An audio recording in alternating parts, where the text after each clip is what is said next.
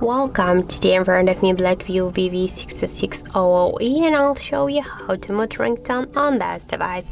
So let's first launch the settings application, and after that tap here on the sound section.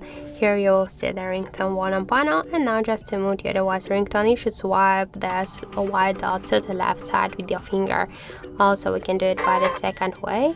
Just first press up or down volume button on the right side of your device here, and after that click here to the three dots. You will see here also again the ringtone volume panel, and just to mute it swipe to the left side, there's blue dot, and then just click here to done to save the changes. And that's it. So thank you for watching, and if you find this video helpful, don't forget to leave a like, comment and to subscribe our channel.